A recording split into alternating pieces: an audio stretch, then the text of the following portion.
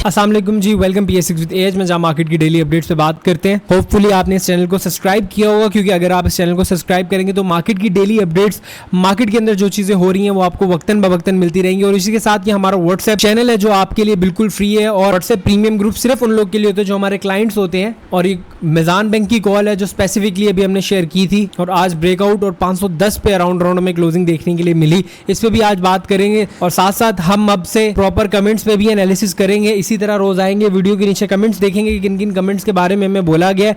अगर आपके भी कुछ कमेंट्स हो तो वीडियो के नीचे जरूर मेंशन करें। कमेंट्स के अंदर अब चलते हैं मार्केट की अपडेट की तरफ। मार्केट की बात करें तो मार्केट की क्लोजिंग 1,72,399 पॉइंट्स के साथ देखी गई, और चेंज की बात करें तो मार्केट के अंदर आज 2696 पॉइंट्स का चेंज मार्केट के अंदर देखा गया।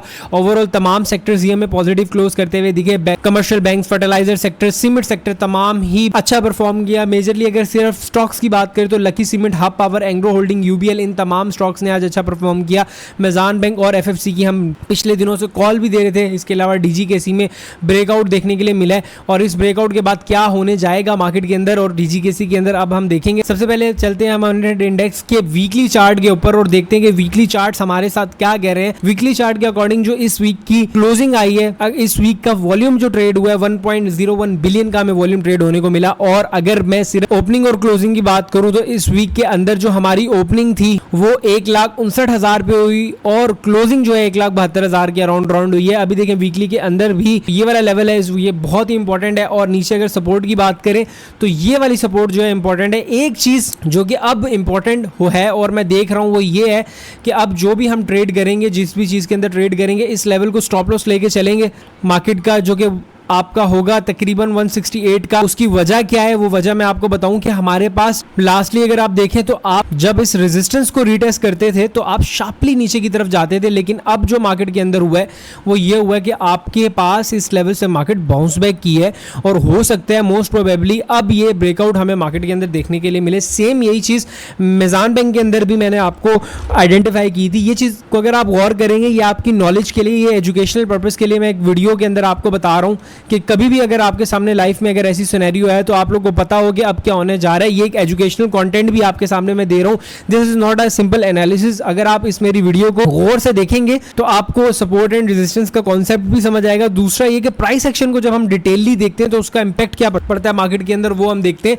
सबसे पहले देखिए कि मिजान बैंक ने आपका जो ये वाला जोन था जो कि 476 से लेके 500 वाला जोन था, ये काफी देर से, काफी अरसे से पकड़ा हुआ था, यानी कि मिजान बैंक इन्हीं लेवल्स के अराउंड ट्रेड कर रहा था। तो और एक चीज हम सिंपल लेके चलते हैं कि अगर इस लेवल को ब्रेक करेगा ऊपर की तरफ, जो टारगेट्स होंगे वो ये वाले होंगे, और नीचे का स्टॉप लॉस लेके चलेंगे। और अगर कोई बुरी खबर आती है तो ब्रेक डाउन हमारा नीचे का होगा, जो कि एक बार देखने के लिए मिला। लेकिन इस पूरे सिनेरियो में होता क्या था कि जब मार्केट अपने रेजिस्टेंस को रीटेस्ट करती थी, जितनी भी बार हमें ये देखने के लिए मिलता था कि मार्केट अपने सपोर्ट की तरफ, जो कि ये लेवल है, आती थी। मिजान बैंक अपने सपोर्ट को रीटेस्ट करता था, बार बार मिजान बैंक आगे सपोर्ट को रीटेस्ट कर रहा था। लेकिन इस बार क्या हुआ कि आपकी सपोर्ट को मिजान बैंक ने रीटेस्ट नहीं किया, और यहां से मिजान बैंक आपका एग्रेसिवली ऊपर जाना शुरू हो गया। इसका मतलब क्या था कि अब यहां से बायर्स जो हैं वो स्ट्रांगली बिलीव कर रहे हैं कि इस बार मिजान बैंक 500 से ऊपर ही क्लोज करेगा, और वीकली 510 की क्लोजिंग का मतलब है कि अब यहां से मिजान बैंक हमें पॉजिटिविटी की तरफ जाता हुआ दिखेगा। और बायर्स को यहां पे ट्रैप कर दिया, जो लोग उम्मीद लगा के बैठे हुए थे कि सपोर्ट पे हमें चीजें मिलेंगी, बट जो जेन्युइन एंट्री थी अगर तेजी में काम करने की, वो इस लेवल के 506 रुपए पे हमें बनती हुई नजर आती। इसके अलावा मैंने अपने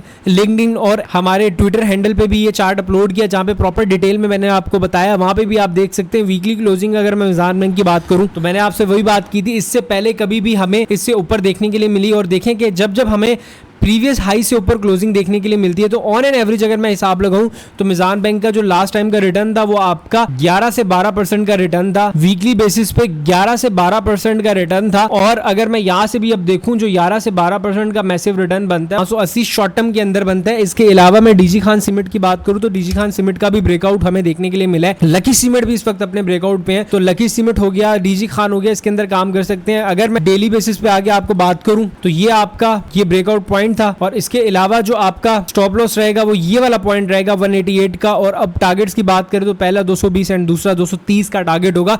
ये तो हमने एनालिसिस किए अपने उन स्टॉक्स के जिनके जो कि मुझे लगता है आने वाले टाइम में एक अच्छा रिटर्न देंगे। दूसरा आप चलते हैं कमेंट्स की तरफ। ये हमारे तमाम कमेंट्स है जिसमें एयरलिंक का बताया गया। एयरलिंक का तो मैंने लास्टली आप लोगों के साथ ट्रेड कॉल शेयर भी की थी। TP1 हमारा उसके बाद हिट भी हुआ। उसके बाद BNL, BICO, BOP। एक चीज याद रखें यार, ये जो BNL, BML, क्लोव, इन स्क्रिप्ट्स में काम करने से बचे। BNL देखें, आपको स्प्लिट होने के बाद बिल्कुल ही वॉल्यूम यहाँ से डेड हो गया और कुछ भी ना होने के बराबर आप देखें यहाँ पे आपकी ट्रेड कर रहा है। तो मेरा नहीं ख्याल कि आप लोग को BNL में काम करना चाहिए। इससे अच्छा अगर आपको छोटे स्क्रिप्ट्स में ही काम करना है, K इलेक्ट्रिक देखें, FCCL देखें, लॉट कैम देखें, उनको कंसीडर करें तो अच्छी पिक की तरफ जाएंगे तो आपका अच्छा पैसा बनेगा। एयरलिंक की बात कर लेते हैं। एयरलिंक का चार्ट हमारे पास पहले भी होगा। ये प्रॉपर देखें TP1 इससे पहले मैंने आपको बोला हिट भी हुई थी।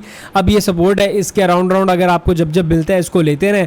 Again your TP1 should be 161 and TP2 should be 167 to 170 rupees. इसके अलावा BOP भी हमें बोला गया था एनालिसिस करने के लिए। BOP अब 35 रुपीज का ब्रेकआउट जैसे ही होता है तो आप इसके अंदर देखेंगे कि आपको 37-38 का पहला टारगेट मिलेगा। BML का बोला था, मेरे ख्याल से अगर आपने BML ही देखना है तो मिजान बैंक की तरफ चले जाएं या आप नेशनल बैंक की तरफ चले जाएं तो वहां पे ज्यादा आपको रिटर्न मिलेगा। और नेशनल बैंक जैसे ही ब्रेक करते हैं आपका 200 रुपीज वाला ये वाला लेवल तो आपको तेजी देखने के लिए मिलेगी। वैसे भी अगर ट्रेड करना है तो 200 रुपए तक इसको ट्रेड कर लें। लास्टली यूनिटी का बोला गया, यूनिटी के अंदर भी ना काम करें। इतने अच्छे स्क्रिप्ट बताएं, देखें वॉल्यूम यहाँ पे भी बिल्कुल डेड है तो मेरे ख्याल से इज्तनाब करें, ना काम करें। ये तमाम स्क्रिप्ट है जिनके एनालिसिस करने का आप लोगों ने हमें बोला था, वो भी हमने किया। वीडियो पसंद आई तो तमाम लोग के साथ शेयर करें और अगर आप चाहते हैं हम एनालिसिस करें आपके कमेंट्स इसी तरह कमेंट्स किया करें ताकि हम आपको रोज के रोज आपकी चीजों को बताया करें। मिलते हैं आपसे कल। अपना बहुत ज्यादा ख्याल रखें। Take care. अल्लाह हाफिज।